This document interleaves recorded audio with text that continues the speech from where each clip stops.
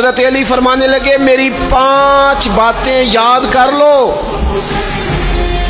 اور فرمانے لگے اونٹوں پر بیٹھ کر تلاش کرنے نکلو گے تو یہ باتیں تمہیں ملیں گی کہیں بھی نہیں، لے لو ہم سے حاصل کر لو، یہ فیض ہے۔ فرمایا ڈھونڈنے نکلو گے نہ ڈھونڈنے، تمہیں یہ ملیں گی، ڈھونڈنے سے نہیں چیزیں ملیں گی۔ فرمانے لگے 5 باتیں لے لو، لے لو یار حضرت شیر خدا کی 5 باتیں، آج اس کو سبق کے طور پر رٹا لگا لو، اسے یاد کر لو، دل میں بٹھا لو۔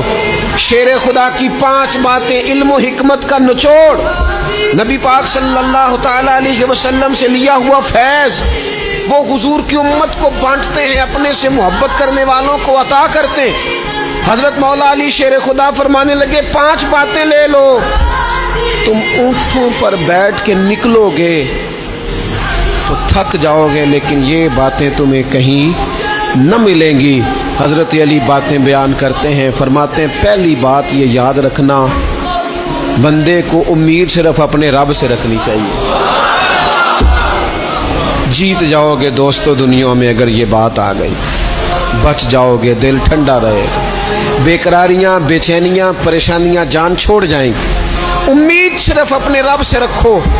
حضرت مولا علی شیر خدا رضی اللہ تعالیٰ عنہ دوسری بات بیان کرتے ہیں، فرماتے ہیں اپنے گناہوں سے ڈرا کرو۔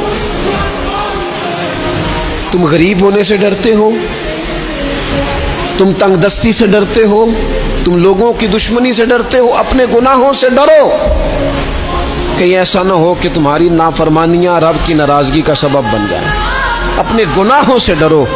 اور تیسرا مولا علی شیر خدا رضی اللہ تعالیٰ عنہ فرماتے ہیں اگر تم جاہل ہو نا، تمہیں پتہ نہیں، تو علم کے بارے میں سوال کرنے سے کبھی نہ شرمانا، پوچھ لینا فائدہ ہوگا، کسی سے بات کر لینا فائدہ ہوگا، کسی سے سیکھ لینا نفع ہو جائے گا، کسی کو مان لینا اپنا استاد، زندگی بھر سمجھدار ہو جاؤ گے، فیض یاب ہو جاؤ گے۔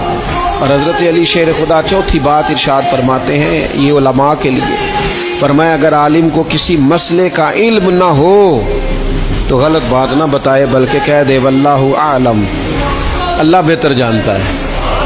یہ بات یاد رکھیں، جس بات کا پتہ نہ ہو، جس کی خبر نہ ہو، جس پر عبور نہ ہو، اس بات کو آگے بیان نہ کیا جائے اور کبھی بھی غلط بات نہ بتائی جائے۔ یہ حضرت علی شیر خدا ہمیں سبق دیتے ہیں۔ اور 5ویں بات حضرت علی شیر خدا ارشاد فرماتے ہیں یاد رکھنا، ایمان میں صبر کی وہی حیثیت ہے جو جسم میں سر کی حیثیت ہے۔ اپنی زندگی صبر کے ساتھ گزارنا، زندگی میں کبھی بے صبرے نہ ہونا، حوصلہ نہ چھوڑ جانا۔ صبر بزدلی نہیں ہوتا، صبر تو اچھی تدبیر کو کہتے ہیں، صبر تو رب کریم کے فیصلے کے انتظار کو کہتے ہیں، صبر تو اللہ کی مدد کے نازل ہونے کے انتظار کو کہتے ہیں۔ فرمایا جو تمہارے جسم میں سر کا مقام ہے وہی ایمان میں صبر کا مقام ہے۔ یہ مولا علی شیر خدا نے ہمیں 5 باتیں